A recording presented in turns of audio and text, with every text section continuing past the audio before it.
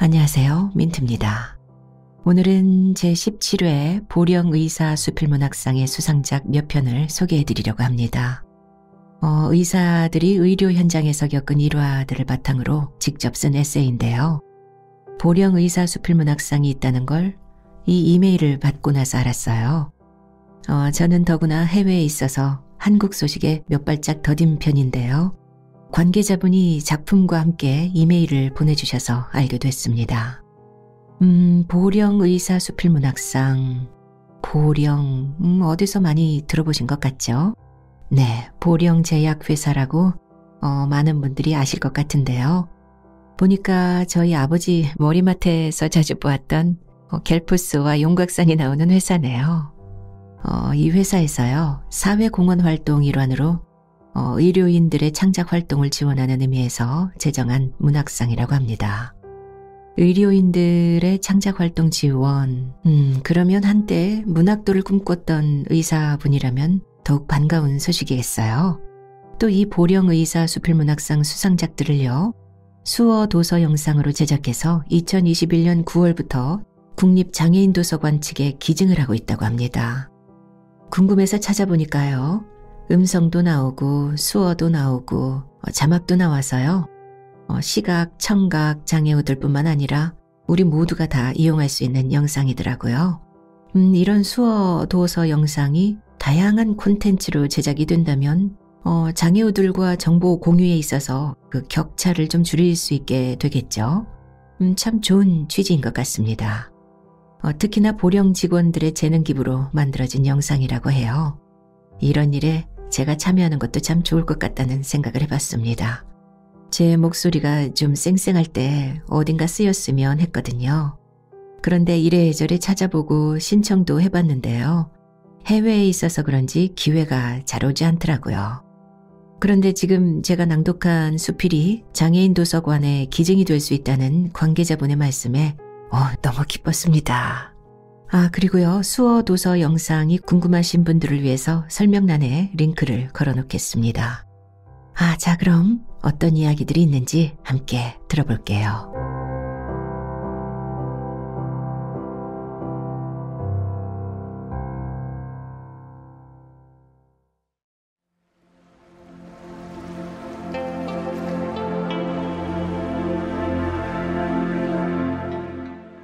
내 손에 기도. 영주시 보건소 풍기읍 보건지소 조동우.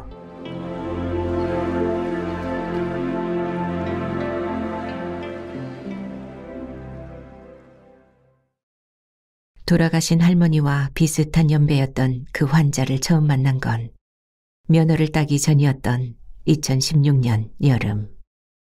한 대학병원의 산부인과 수술실에서였다. 당시 나는 교수님 뒤를 종종 걸음으로 따라다니며 책에서만 보던 것들을 실제 임상 현장에서 배워나가던 막 병원 실습을 시작한 본과 3학년 학생이었다. 외과계 실습을 돌면 수술을 참관할 수 있는 기회가 종종 주어지곤 한다. 수술에 절대 방해가 되지 않게끔 떨어져 있되 생생한 현장을 하나라도 눈에 더 담으며 배우는 것. 수술을 참관하는 실습 학생의 가장 큰 덕목은 적극적인 병풍이 되는 것이다. 내가 참관했던 수술은 고령의 암 환자에게서 자궁을 드러내는 비교적 큰 수술이었다. 수술실 한 구석에서 산부인과 레지던트 선생님 옆에 서서 마취가 시작되기를 기다리며 여느 때처럼 병풍으로서의 역할을 충실히 이행하고 있었다.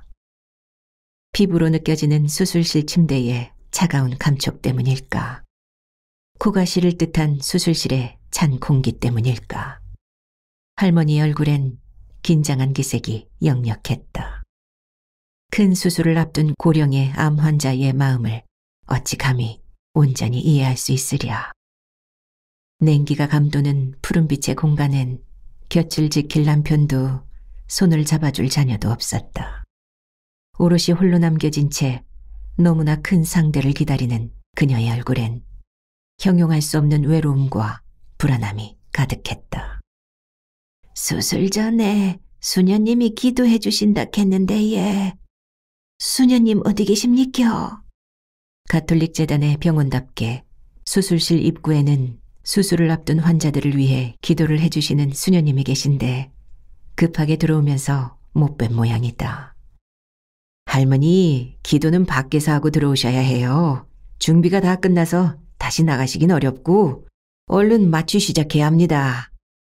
안 되는데, 기도 꼭 해야 하는데. 마취과 선생님의 안타까운 대답에 급기야 할머니의 두 눈가가 촉촉해지기 시작했다. 할머니는 독실한 가톨릭 신자였고 할머니를 제외한 수술실에 그 누구도 가톨릭 신자가 아니었다. 마취 직전까지 준비된 환자를 다시 수술실 밖으로 내보낼 수도 없는 노릇이었고 수녀님을 감염에 민감한 수술실 안으로 모시는 것도 불가능한 일이었다. 참으로 난감한 상황이었다. 큰 수술을 앞둔 할머니의 마음을 모두가 잘 알기에 서로 눈치만 보며 어색한 침묵이 이어졌다. 누구 하나 먼저 깨기 조심스러운 침묵의 끝을 알린 건 터질 듯한 불안감을 애써 꾹꾹 눌러 담은 할머니의 목소리였다. 알겠습니다. 이제 그만 시작하이소. 무슨 용기였을까? 사시나무 떨듯 떨고 있는 할머니께 다가가 주름진 두 손을 꼭 잡았다. 두 손의 떨림을 타고 그녀의 불안함이 고스란히 전해졌다. 마취과 선생님께 딱 30초의 양해를 부탁드렸고 다행히도 선뜻 허락해 주셨다. 마주 잡은 내 손에 아주 잠깐의 시간이 주어졌다. 할머니, 제가 기도해 드릴게요. 가톨릭 신자가 아닌 나로선 가톨릭에서 어떻게 기도하는지도 잘 몰랐다. 기도를 마칠 때 성부와 성자와 성령의 이름으로 아멘이라고 끝내는 것만 어렴풋이 기억날 뿐.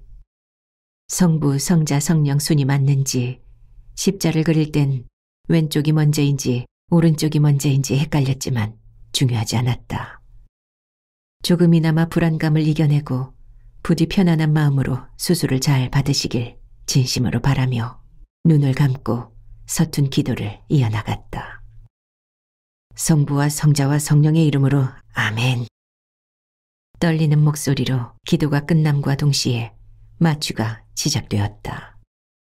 희미한 미소를 띤 채 편안하게 잠이 든 할머니의 모습을 확인하고서야 비로소 긴장감에 땀으로 젖은 두 손을 뗄 수 있었다. 누군가 나를 위해 진심으로 기도해 준다는 것.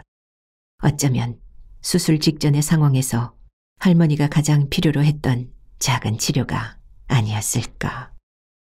수술은 다행히 잘 마무리되었다. 아직 마취에 덜 깬 채 수술실을 빠져나가는 모습을 마지막으로 한동안 할머니를 뵐 수 없었다.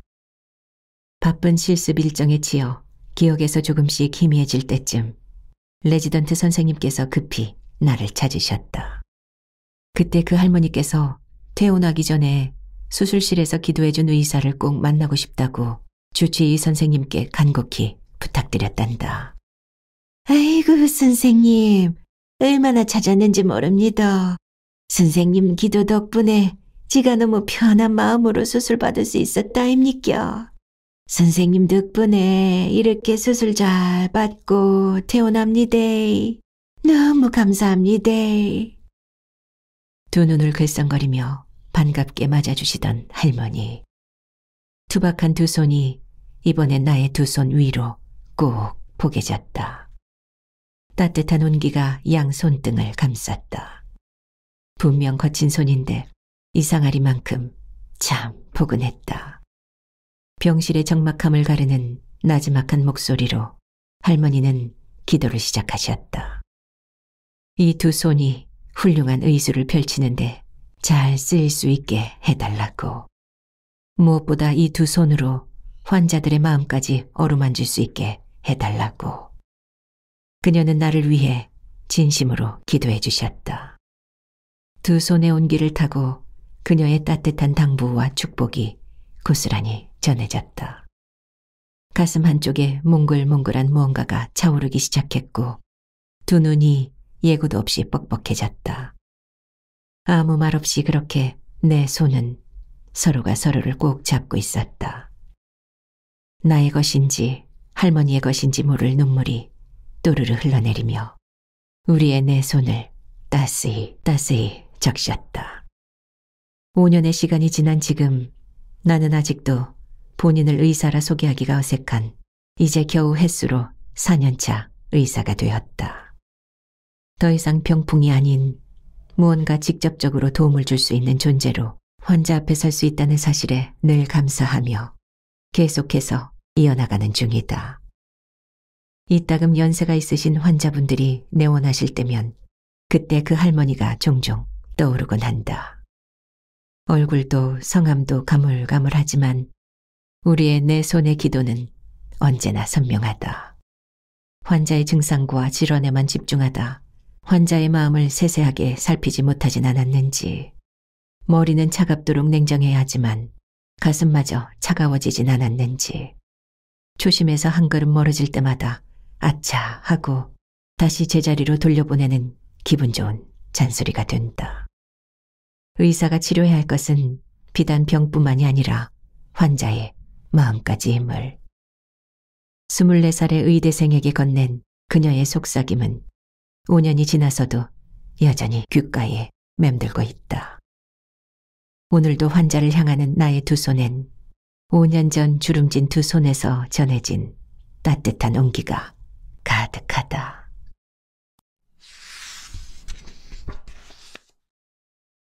손, 부안군 보건소 위도 보건지소, 최종훈.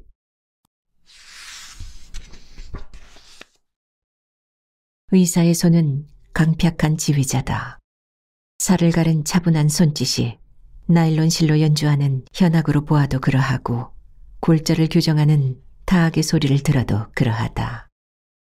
도예가의 정밀한 손놀림으로 신체를 가다듬는 이 지휘자는 불협화음을 용납하지 못한다.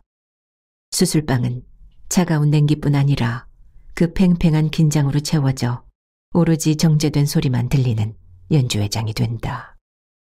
투박한 손을 가진 나는 현하게 서툴러 이른바 내과 계열로 방향을 잡았고 긴장을 녹이는 아이들의 쾌활함이 가득한 소아청소년과에 다리를 디뎠다. 하지만 이곳에서도 손은 예민한 혀고 기민한 귀다. 아직 다 익지 않은 새순 같은 아이들의 몸 위로 가만히 손을 올려보면 때로 복부와 폐부의 불청객이 감지되곤 한다. 그 미세한 떨림을 읽는 손의 섬세함은 탁월한 턴테이블의 바늘이다. 내 부족한 경험으로 연마된 바늘은 어찌나 거친지 결국엔 렌트겐의 도움을 받고서야 무릎을 치곤 하지만 여전히 손의 업무는 귀하다. 소아청소년과 의사는 자신의 아픔을 스스로 잘 전하지 못하는 아이들을 대하기에 곰처럼 거친 손이어도 미모사같이 예리한 면이 있어야 하는 것이다.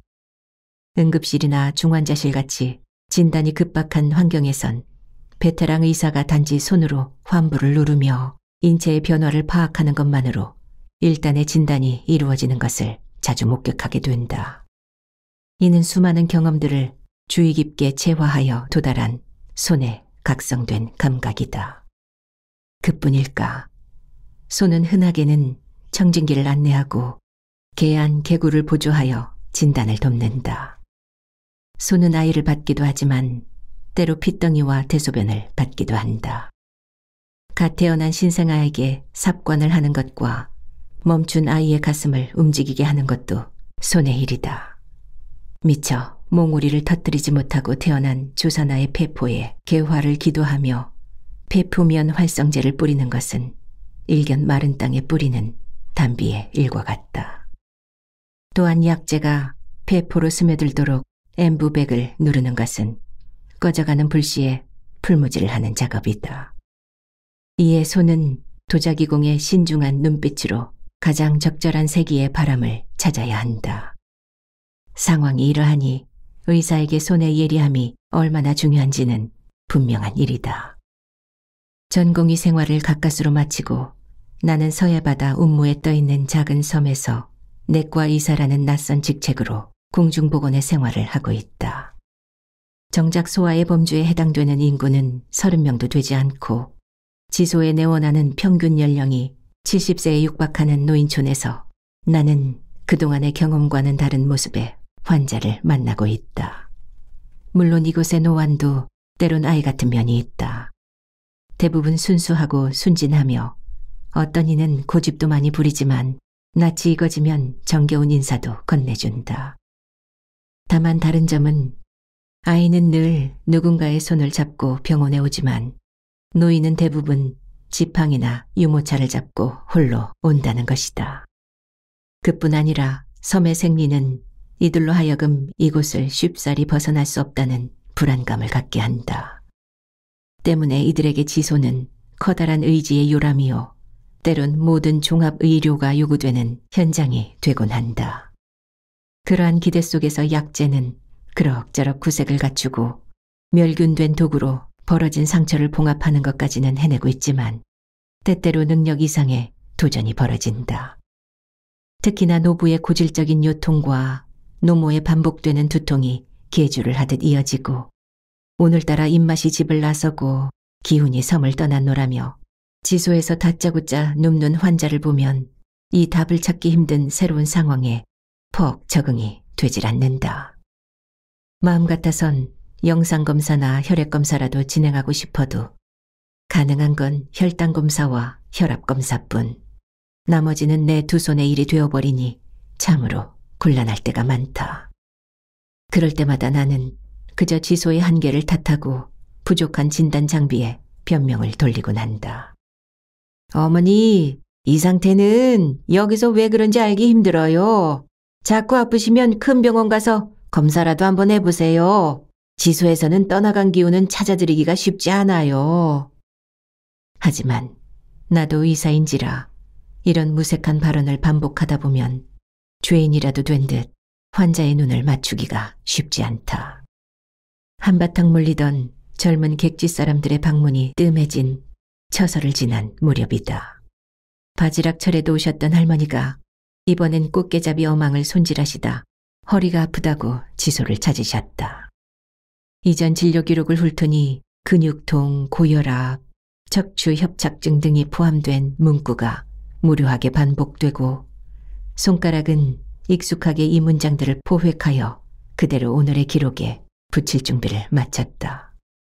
어머니, 일을 좀 적당히 하셔야 해요. 연세도 많으신데 이러다 정말 허리에 큰일이 나요.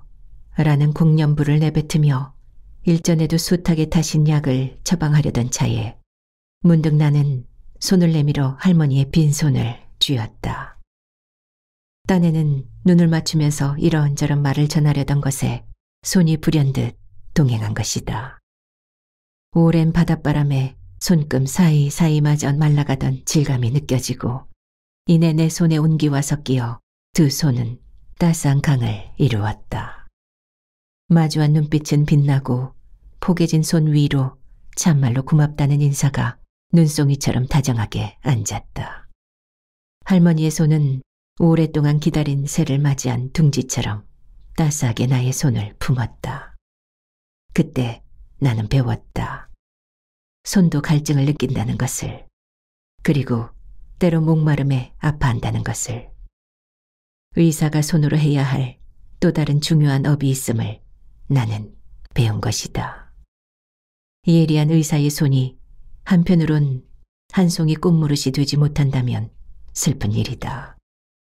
섬에서 홀로 아내와 아이를 그리며 슬퍼하던 내게 위로가 되어주던 붉은 꽃무릇처럼 나의 펼친 손이 누군가에게 다정한 온기가 되어줄 수 있다는 것은 얼마나 경이로운가. 현대의학의 이기 속에서 짧은 수련을 마친 나는 이제 그 모든 혜택에서 멀리 떨어진 곳에 있다. 내게 있는 것은 전공의 시절 샀던 이경과 정진기, 몇 안 되는 약재와 수액, 그리고 나의 두 손뿐이다. 이곳에서 나는 이 두 손을 사용하는 방법을 더 배워야 한다. 정확한 진단도 되지 않고 적절한 치료약도 없는 상황에서 환자의 호소 이면에 말없이 아파하는 손이 있다면 놓치지 않아야 한다. 의사의 손은 마른 둥지의 새가 되어주기도 하고 외로움의 공터에 비가 되어주기도 해야 한다. 낯선 섬에서 배운 이 소중한 경험으로 오늘도 천천히 턴테이블의 바늘을 가다듬는다. 그리고 나의 손은 조금씩 성장해 간다. 내 앞에 마주한 환자의 아주 작은 신음도 잡아낼 수 있는 강팍한, 때론 다정한 지휘자로서. 상처와 상처 사이로 희망을 본다. OK 의원 외과 최명석. 연밥 속에 뻗어있는 붉은 꽃의 자태가 한가롭게 물 위를 어정거리고 있다. 한여름 수면 위로 핀 연꽃은 매우 크고 아름다워 많은 사람들의 사랑을 받는다. 특히 연꽃은 진흙 속에서 뿌리를 내리고 밝은 꽃을 피운다. 기장 굽내 연밭에서 만개한 연꽃을 보다 잊을 수 없는 기억 하나를 가만히 떠올렸다. 외과 전공의 1년차에게 화상 환자란 피할 수 있으면 무슨 수를 써서라도 피해보고 싶은 숙제 같은 존재였다. 전공의 1년차는 걸어가면서도 잔다고 할 정도로 잠이 부족한 상태였다. 그러한 상태에서 화상 환자를 돌보는 일은 항상 버거운 일이었다. 거의 매일 상처에 달라붙은 거즈를 떼어내고 소독을 해주어야 했으므로 치료를 시작하면 1시간은 기본이었다. 피곤이 극에 달한 전공의 1년차에게 그 1시간은 버거울 수밖에 없었다. 그것도 하루 종일 진료에 지칠 대로 지친 한밤중에나 시작할 수 있었으니 그 힘겨움은 말할 수가 없었다. 치료를 시작하기 전에는 항상 거즈를 입에 물려주었다. 진통제를 아무리 투여하며 치료해도 아프다고 발버둥을 칠 만큼 환자의 고통도 극심했다. 화상치료는 환자나 의사 모두에게 고통스럽기는 마찬가지였다. 치료가 끝나고 나면 환자도 의사도 땀에 흠뻑 젖어 있었다. 장 씨가 응급실에 실려온 것은 일요일이었다. 그는 전기화상이었다. 전기화상은 전기가 들어가고 나온 부위에 화상을 입게 되는데 장 씨의 경우에는 양측 손으로 들어가서 복부로 나온 상태였다. 응급실에 도착했을 때의 상태는 양측 손가락이 심하게 그을려 있었고 복부에 주먹 크기의 구멍이 뚫려 있었다. 전기 화상은 전기가 안으로 지나가기 때문에 화상 직후의 상태보다 날이 지날수록 점점 화상의 정도가 심해진다는 것이 문제였다. 도착할 당시 그 정도였으므로 직감적으로 며칠 내로 그가 사망할 거라는 생각을 했다. 결국 죽음을 피하지 못한다 하더라도 그 순간순간에 최선을 다하는 것이 의사의 임무였다. 제일 시급한 것은 복부에 난 구멍으로 튀어나온 장들과 심하게 화상을 입은 간을 정리해주는 일이었다. 비닐 같은 인조 피부로 대충 장들을 집어넣고 구멍을 막아주는 것이 치료의 전부였다. 예상했던 대로 이틀이 지나자 환자의 상태가 나빠지기 시작했다. 수액과 약을 아무리 주어도 상태는 점점 나빠졌다. 더 이상은 어렵겠다고 보호자에게 말을 했다. 마지막으로 보아야 할 사람이 있으면 와서 보도록 했다. 하루를 넘기기가 힘이 들 것 같았다. 그의 나이는 32이었고 5살 된 아들과 3살 된 딸이 있었다. 아빠의 모습을 보기 위해 병원에 온 아이들은 아무것도 모른 채 천진난만하게 장난을 치며 놀았다. 그 모습이 주위 사람들을 더 가슴 아프게 했다. 인공호흡기를 달고 있는 환자의 산소 포화도가 아무리 해도 80% 이상 오르지 않았다. 보통 사람은 거의 90% 이상의 산소 포화도를 나타내는 것이 정상이었다. 나는 그때까지만 해도 수액이 부족하다고 생각했다. 화상 환자의 대부분은 체액의 손실이 매우 컸기 때문에 대부분 환자에게 보통 사람의 수십 배에 달하는 수액을 공급해주는 것이 보통이었다. 환자의 화상 정도를 따져 계산된 양을 주게 되는데 항상 계산된 양이 필요한 양보다 적은 것이 대부분이었다. 그의 상태가 갑자기 나빠진 것은 나중에 안 거였지만 내가 계산해준 수액의 양이 너무 많았기 때문이었다. 수액의 양이 너무 많아 폐부종이 생겨 혈압이 떨어지고 산소 포화도가 떨어졌던 거였다. 수액을 줄이고 인공호흡기의 모드를 바꾸자 곧 죽을 것 같던 그의 상태가 조금씩 나아졌다. 어쩌면 나는 그를 처음 보았을 때부터 곧 나빠질 것임을 미리 단정하고 진단해 버렸는지도 모르겠다. 아무런 의심 없이 나의 예상이 맞은 것으로 확신했고 그의 사망 선고를 내릴 준비를 했던 것이었다. 그가 살려고 발버둥 치고 있는 동안 나는 그의 죽음을 기다리고 있었다. 의자 등받이에 등을 기대고 잠시 눈을 감았다. 눈꺼풀이 다쳤는데도 눈은 계속 무언가를 보고 있었다. 겨우 참았던 울음이 여기저기서 나직하게 터지고 있었다. 며칠이 지나자 인공호흡기도 떼고 물을 마실 수 있을 정도로 상태가 좋아졌다. 그는 포크레인 기사였다. 사고를 당한 날은 비번이었던 일요일이었다. 동료가 갑자기 일이 생겨 대신 일을 하다 사고를 당한 거였다. 옆에서 일하던 기중기가 고압선을 건드려 넘어지면서 그의 포크레인에 고압선이 연결된 거였다. 기중기 기사는 그 자리에서 사망했다. 어쩌면 영원히 장애를 갖고 살지도 모르는 이 불행을 원망할 만도 한데 그는 전혀 그러한 내색을 하지 않았다. 자신의 현실을 누구보다도 잘 받아들이고 있었다. 치료할 때마다 고통을 잘 이겨내는 그가 신기할 정도였다. 손가락 몇 개를 잃긴 했지만 제일 큰 문제는 복부에 생긴 주먹 크기의 구멍을 어떻게 해결하느냐는 거였다. 결손 부위가 너무 커 대체할 피부도 없었다. 인조 피부로 막아놓으면 터지고 또 막고를 몇 번을 반복했다. 물론 많은 저널도 찾아보고 자문을 구해보기도 했다. 백방으로 알아보는 동안 인조 피부 위로 서서히 가피가 생기면서 구멍이 막히기 시작했다. 다른 방법이 없는 상황에서 그것은 신의 축복이라 할 수 있었다. 인조 피부로 인한 합병증을 생각하지 않은 것은 아니었지만 어쩔 수 없었다. 다행히 걱정했던 다른 합병증 없이 복부의 결손 부위가 막히고 생명에 지장을 줄 만한 문제는 거의 없었다. 양측 손의 재건 수술을 생각할 정도로 상태가 좋아졌다. 꼭 4개월 만의 일이었다. 양측 손의 재건 수술을 위해 성형외과로 전과가 되어 있는 그는 다른 병동으로 옮겨졌다. 몇 달이 지난 후에 그가 부인과 함께 외과 병동으로 나를 만나기 위해 찾아왔다. 퇴원을 한다는 거였다. 양측 손은 재건 수술을 하기에는 불가능해 절단을 하고 의수족을 한 상태였다. 복부 화상 부위는 생각했던 것보다 상태가 좋았다.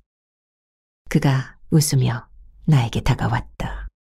아직 아무도 모르는데 부인이 임신을 했어요. 라며 조용히 말하는 거였다. 그 말을 듣는 순간 나의 무지로 인하여 사라질 수도 있었던 생명이 또 다른 생명을 잉태했다는 사실이 믿어지지 않았다. 내가 사망 선고를 할 뻔했던 사람에게 새로운 생명이 생겼다는 거였다. 진흙 속에 핀 연꽃 같은 생명이었다. 웃고 있는 그의 모습이 한없이 행복해 보였다.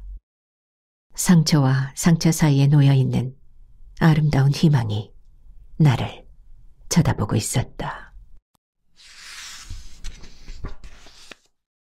성인 지미, 누가 광명의원 가정의학과 조석현.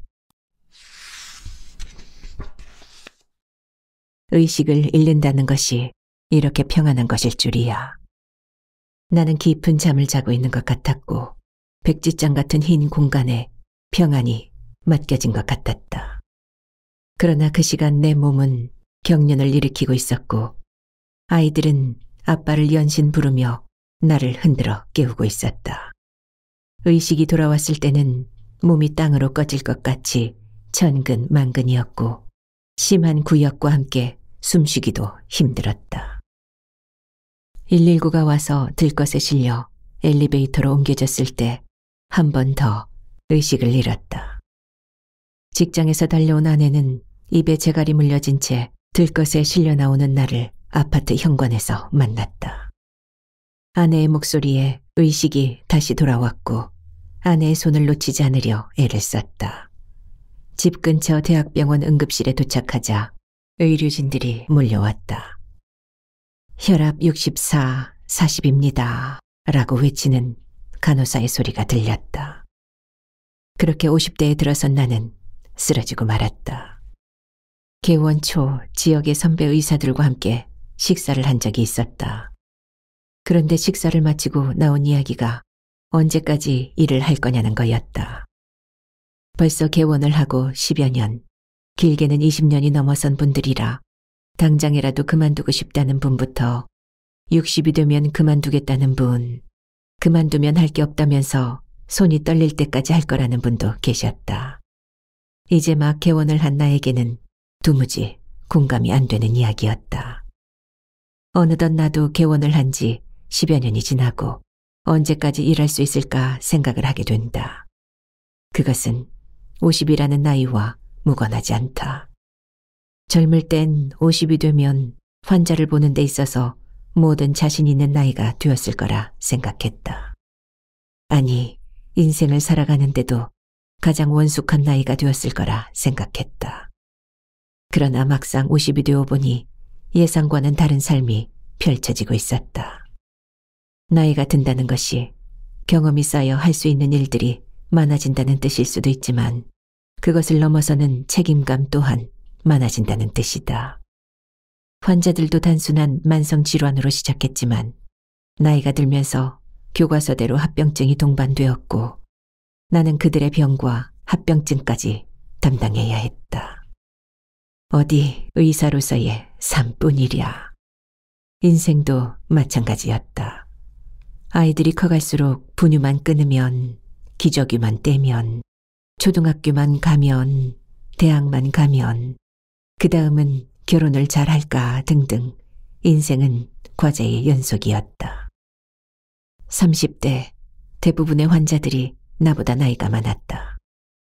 젊은 선생님이 오셨네 하시는 환자분들께 아버님, 어머님 하며 존대를 하였다. 요즘은 내 나이 또래의 환자들이 오면 그들의 나이 든 모습을 보고 놀랄 때가 있다. 다른 사람들의 눈에 보이는 내 모습도 분명 50대 중년의 모습일 게다. 어느새부터인가 50대 환자들을 만나면 인생의 중반을 살고 있는 같은 처지에 동질감을 느낀다. 그의 척추는 심하게 휘어 있었다. 심한 척추 만곡증으로 그의 등은 S자 모양이었고 좌측은 심하게 앞으로 들어가 있으며 우측은 그만큼 뒤로 빠져 있었다. 등의 어느 부분도 편평한 곳이 없어서 청진기를 어디에 놓아도 소리가 제대로 들리지 않았다. 그렇게 살아온 그의 등은 그의 인생을 말하고 있는 듯했다. 몇 해 전 그는 아내를 잃었다. 아내도 내 환자였다. 해결되지 않는 두통으로 전원하였는데 결국 뇌종양 진단을 받고 1년을 투병 생활하다 하늘나라로 가고 말았다. 그때 본 그의 등은 더 굴곡져 보였다. 나와 동갑인 그는 이제 홀로 딸과 아들을 키워내야 하는 인생의 쓸쓸하고도 외로운 무겁고도 허전한 과제를 안고 있었다. 딸과 아들도 감기에 걸리거나 속이 아프면 진료를 받으러 왔던 터라 그 아이들의 얼굴이 떠올랐다. 엄마가 떠나고 아들은 심각한 사춘기를 겪었다. 고등학교 졸업도 하지 않은 상태에서 가출을 빈번히 일삼았다. 그와의 진료는 대부분 아들에 대한 그의 넋두리를 듣는 시간이 되고 있었다. 어디에 있는지 도통 알 수가 없다. 대학은커녕 집에라도 들어왔으면 좋겠다. 그는 복잡한 심경을 토로했다. 딸은 달랐다. 엄마의 고통을 곁에서 지켜봤던 게 자극이 되었는지 지방에 있는 물리치료학과에 합격해서 열심히 공부를 했다. 딸에게는 두려움이 있었다. 조금만 아파도 이게 큰 병이 아니냐고 뛰어오기 일쑤였다. 언젠가 아들이 진료실을 찾았다. 어느새 집에 들어온 모양이었다. 어디서 자고 생활했는지 그치지 않는 기침으로 병원에 가라는 아빠의 성화에 못 이겨 온 눈치였다. 어렸을 때부터 봐왔던 아이였는데 지금의 아이는 영 다른 아이 같았다.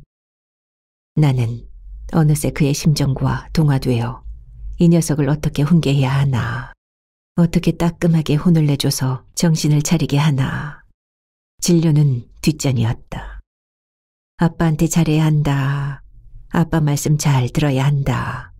너 엄마 가시고 아빠 혼자 택시 하시면서 너희들 키우시는 거 봤으면 이러면 안 된다 등 잔소리를 쏟아내볼까 주저하다 잠을 푹 자야 한다. 약 잘 먹어라. 의사가 할 수 있는 말만 하고 돌려보냈다.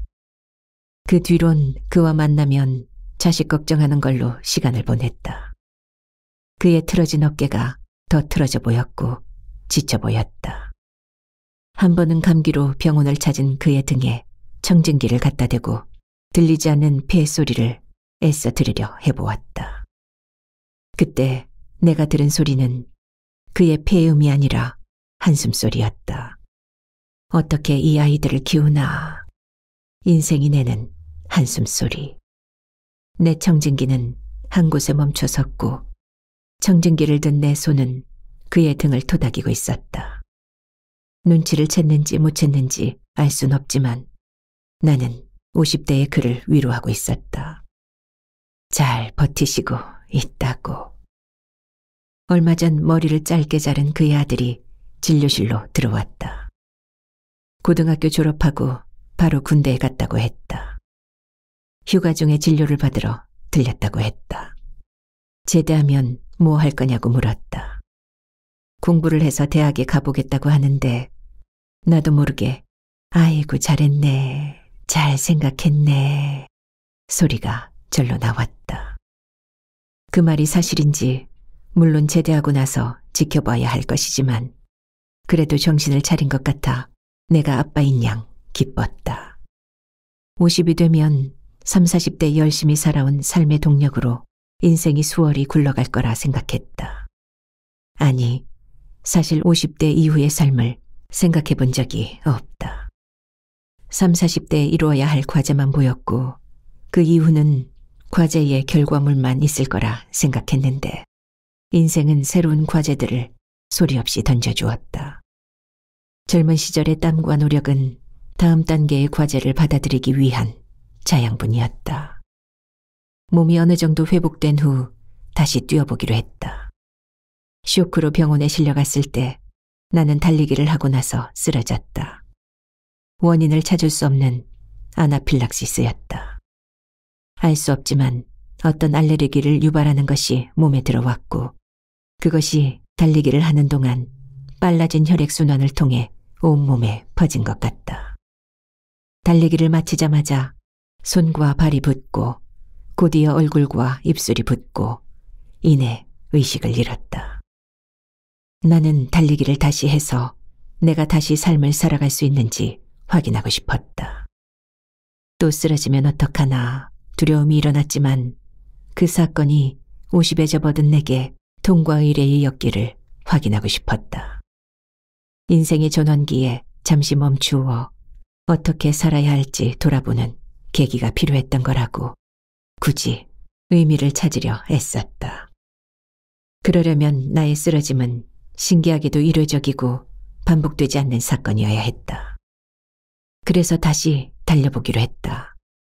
워밍업을 하고 서서히 속도를 높이며 예전과 같은 페이스를 유지하고 중간중간 맥박을 만져보며 심장이 잘 뛰고 있는지 확인했다. 마지막 코스에서는 호기를 부려 전심전력을 다해 달려보았다. 숨이 턱에 차오를 때 달리기를 마치고 벤치에 누워버렸다. 심장은 쿵쾅거렸고 숨은 몰아쉬었지만 아나필락시스의 증상은 없었다.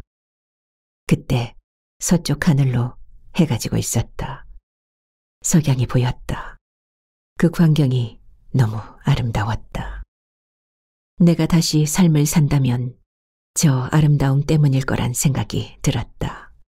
순간 그 아름다움은 나만의 것이 아니라 내가 돌보는 환자들의 삶도 아름다워야 하고 아름다울 수 있도록 내가 돕는 것이 내 인생의 의미일 거란 생각이 들었다.